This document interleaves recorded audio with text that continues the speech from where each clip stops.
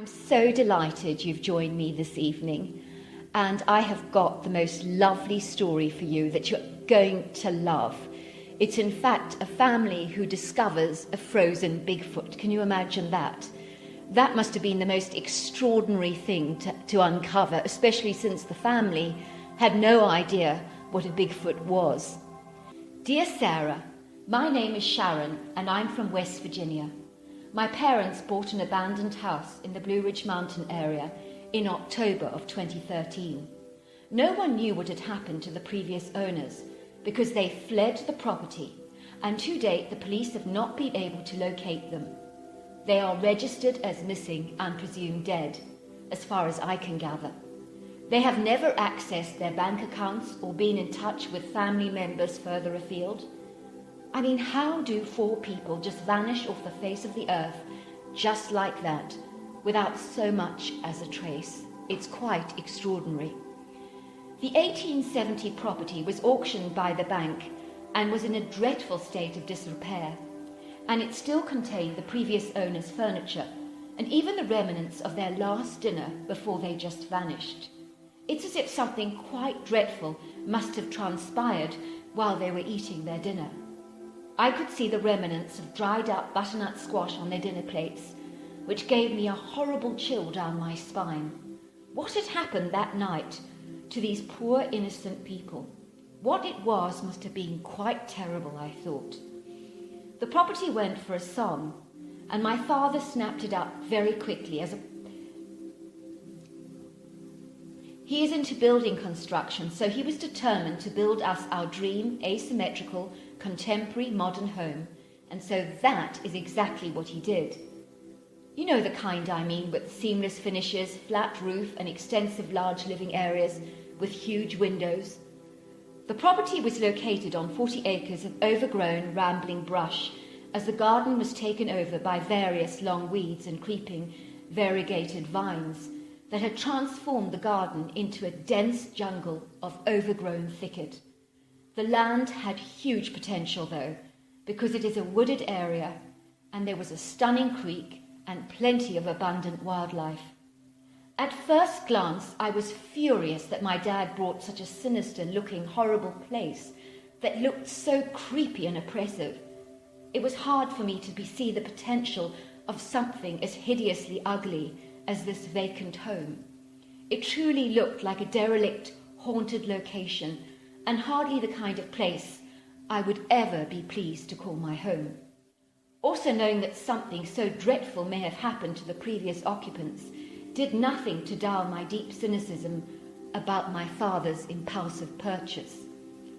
While the building was in progress, we stayed in a trailer on the premises, and there were many times I cursed the very day my father had taken on such a long-suffering building project. It was hard for me to see my father's vision for the place because all I could see was a huge mess and an overgrown jungle. When the old house was in the throes of being demolished, we noticed other details about the house that we previously had overlooked. There were some deep, angry gashes that could be seen all over the wood panels of the home, almost as if someone had deliberately vandalized the place or tried to break in. There were several windows that had been broken through and were heavily boarded up from the inside out by the previous owner, almost as if they had been trying as best as they could to keep something out. Even crazier were the inside doors that were all heavily bolted. It was like Fort Knox with double locks everywhere. There were metal-barred security gates erected on the inside of every single room, including the kitchen, the back door, and the front door. Whoever had owned this house had gone to extreme lengths in regards to their stringent security protocol, which seemed excessive for an idyllic location like the Blue Ridge Mountains. Something must have freaked the family out so much, I thought. Whatever it was, I hoped with all my heart and prayed that it wouldn't come after us once we had finally moved in. Then, on March the 3rd, 2014, our area was hit with the most terrible heavy snow, sleet and frozen rain, and areas around our home like Oklahoma, New Jersey and Virginia were hit really badly, and there were major problems in the Blue Ridge Mountain area and the Shendock Valley, including the Richmond area, as well as Interstates 81 and 64. So we were very badly affected by the extreme weather conditions and suffered the ravages of sub-zero temperatures. I remember how bitterly cold it was on that day.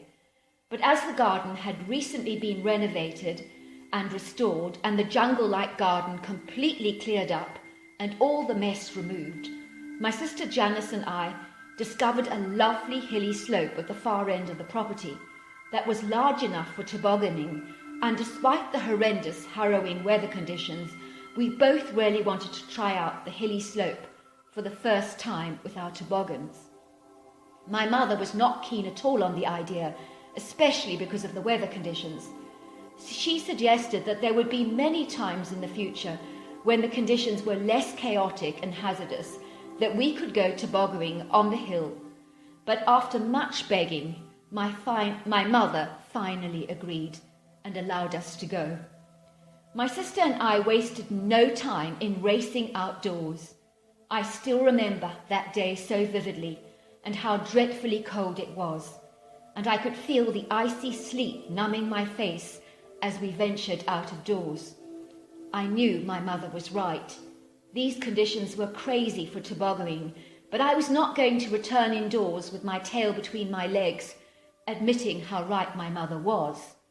I was adventurous and always had been, and I was hardly going to let this bad weather, no matter how chaotic, stop me from having loads of fun. And so before long, Janice and I were enjoying ourselves going up and down the hilly slope on our toboggans, having heaps of fun and laughing continuously. Suddenly on my downhill ride, I hit something very hard that was sticking out of the snow, and it caused me to fly in the air like a frisbee, where I finally landed on the soft snow in the lower valley beneath us. I'm glad to say that all that was wounded was my pride, thank goodness.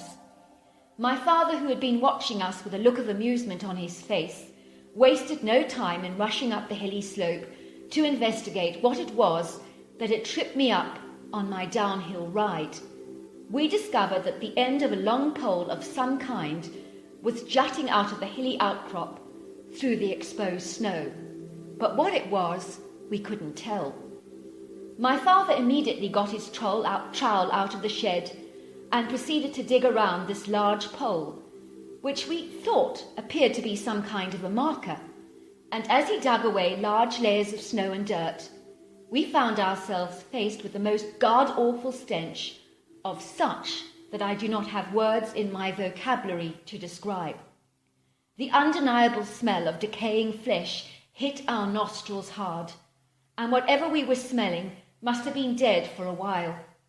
Suddenly my father's trowel hit a large hairy hand that fell out on the snow in front of us, and I heard him say in horror, "What the heck is this?" He continued to dig until the body of a large hairy monster was revealed. The creature was in the throes of early decomposition, but was still in remarkably good condition, that we could see him clearly, despite having been dead for a long time. The strange, hideous, humanoid-looking thing, whatever it was covered all over its body, from top to bottom, with thick, dark brown hair, apart from its hairless face. The head was an unusual dome shape, and it was literally attached to these humongous rounded shoulders. The face looked like it was weathered and old, because the protruding forehead was filled with deep furrows, and the skin was thickly textured like rhino hide. The dead eyes stared up at us vacantly, and they were a dark brown colour. The nose was so flat and squashed, it rather reminded me of a pug I used to know. And the lips were thin, but when you pushed the lips back, like I did with a piece of twig, I could tell the creature had large teeth that were human-like, only a whole lot bigger than ours. However, the thing that my father and I are in total awe about was the size of this monstrous creature. It was massive and gargantuan, even in death. The creature was giant-like in its proportions, and my father said he was about 9 foot and easily weighed about 1,000 pounds. The creature was solid, stockily built and muscular, with exceedingly long arms and human-like hands and feet, with smooth nail beds. Bear in mind, we had never ever heard of Bigfoot before, but one thing was for certain: this creature looked half human and half ape, and we were certain that it was from the primate family. We found that the whole body was riddled with bullets from top to bottom, as if someone had been using him for target practice.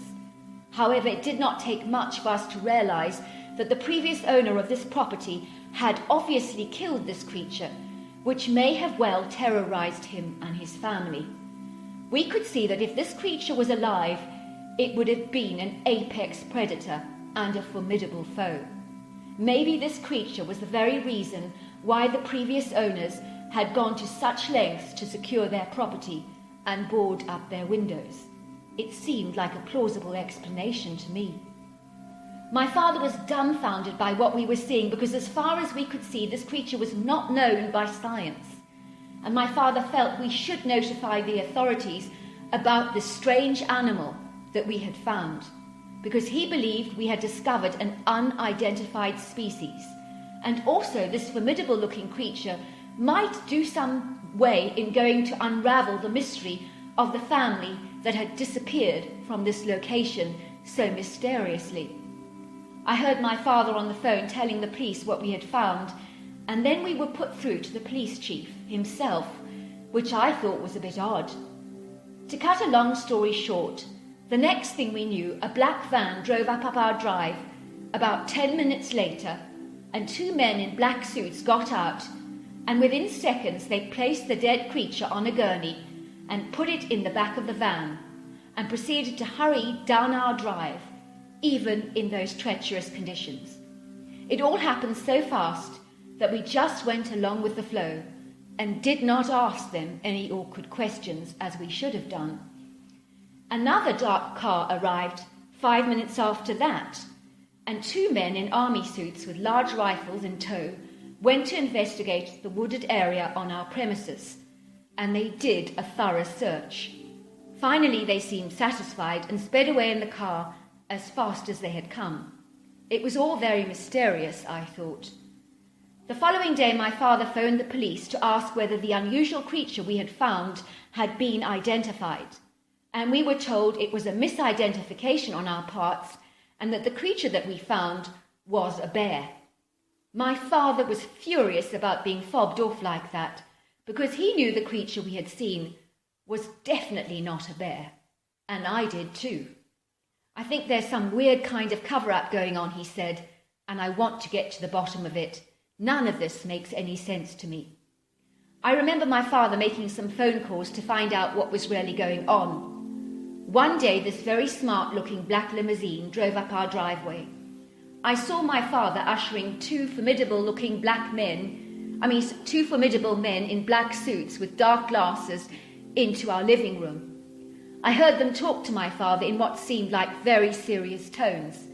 Whatever they said to my father put the fear of God in him, because all the colour had drained from his face, and he never mentioned the huge hairy creature we had seen that freezing day ever again. One day, when I did bring the subject up about the creature we had uncovered on that freezing winter's day, my father told us that we were never to mention the subject again, or even under any circumstances tell anyone about what we had seen and what had transpired. Fast forward to 2018, 4 years after our discovery of the strange hairy creature in our garden. Well, I remember it was a glorious, warm, sunny day, and I was lying on the grassy verge, soaking up the beautiful sun like a hungry sponge. It was such a magnificent day. Suddenly I had this horrible feeling that I was being watched, but as I looked around our garden, I could see nothing. I decided to tuck into my sandwiches, and as I began to eat, I could hear this movement, and then I suddenly saw the creature. She was definitely female, not only because of her breasts, but her feminine energy as well. I was amazed that she was almost identical to the creature we had found buried in the snow 4 years earlier, and I could not help sorrowfully wondering if she was related to it. The creature looked identical to the one we had found, only she was a lot smaller and probably weighed half as much, but she was still very big. I hasten to say that the creature seemed amused by the way I was eating my sandwich and started to mimic me, and she was so funny and a brilliant actress. I stood there staring at her in awe and marvelling at what a magnificent creature she was. She seemed like a very gentle, soft soul. Not once did she threaten me or give me any reason to feel afraid, despite her massive size. After a while, the creature just vanished, like a ghost, but I never forgot what I had seen. And since my encounter, I have thought of her often and really hoped with all my heart that I would see her again. And who knows, maybe in the future I will. I recently learned that this creature I saw was known as a Bigfoot, Sasquatch, or hairy man. And I know he is real. And I do believe that the large male that was killed may have caused some angry big Bigfoot, possibly a relative of his, to take action against the family that shot him. And that may be why they went missing all those years ago. Just a thought. Maybe it was an act of revenge, who knows? Luckily, we've not had any reason to live in fear. And the Bigfoot creature I did encounter was not at all malicious or threatening, I'm glad to say. In fact, the contrary is true. So yes, these creatures are real, and they do exist here in North America. But for some reason, someone does not want us to know that these creatures are real. Who these people are, I have no idea, but there definitely is some kind of cover-up. But I just want to tell you, as someone who has been an eyewitness, that Bigfoot is the real deal. And isn't that a lovely, lovely story? I really, really loved that story. And can you imagine, she was going tobogganing. She was going down a hilly slope in the back of her garden. They had renovated the whole area and put up a new, very modern home. And as she was going tobogganing on a very, very bad winter's day, which if any of you live in that area, you might have remembered that day, and she went tobogganing and she just literally flew off into the lower valley because she knocked this pole. And then they were to discover the body of a dead Bigfoot that had not completely decomposed, so they could see what he was really like. And the strange thing was that when they phoned the authorities came and quickly took him away in a gurney, which is very, very peculiar. It's an extraordinary story, and I've heard stories like this before, so I can't say I'm at all surprised. But anyway, until next time, I just hope that everybody out there is having a great evening. Love to each and every one of you all over North America and the rest of the world. Until next time, goodbye and good night.